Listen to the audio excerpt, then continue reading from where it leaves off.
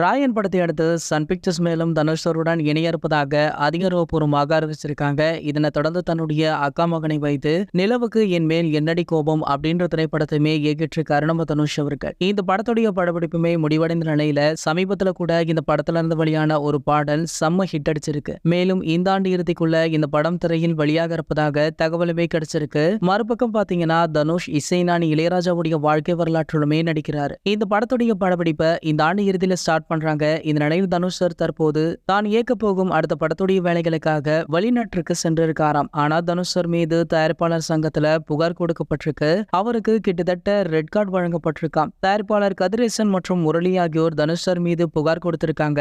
Murali தயாரிப்புல Dhanush sir ஒரு படம் பண்ணுவதாக ஒப்புக்கொண்டிருக்காரு. So அதே போல கதிரேசன் கொடுத்த முன்படத்தை வட்டியுடன் திருப்பி தருவதாகவும் தனுஷ் சார் சொல்லியிருக்காரு. ஆனா தனுஷ் அவர்கள் தனக்கு 30 கோடி தர வேண்டும் அப்படின்னு பேசிட்டு இருக்காங்க.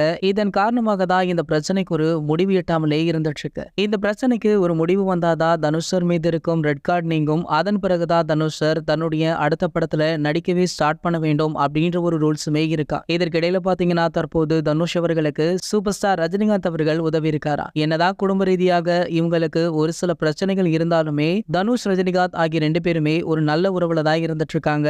இத பொது வெளியில கூட அவங்க பெரிதாக பொருட்படுத்துவதே கிடையாது. சோ அந்த வகையில பாத்தீங்கன்னா தனுஷ் அவர்களுக்கு சூப்பர் ஸ்டார் ரஜினி அவர்கள் பேச்சுவார்த்தை நடத்தி இந்த பிரச்சனைக்கு ஒரு முடிவுமே கட்டியிருக்காரா. இந்த தகவல் தற்போது சோஷியல் மீடியாக்கள்ல வைரலாகிட்டு இருக்கு. இதே போன்ற சினிமா செய்திகளை பத்தி நீங்க உடனே தெரிஞ்சுக்க நம்மளுடைய செய்தி துளிகள் அப்படின்ட்டு நம்ம சேனலை சப்ஸ்கிரைப் பண்ணிக்கோங்க. அப்படியே பக்கத்துல உள்ள பெல் ஐக்கானையும் மறக்காம கிளிக் பண்ணுங்க.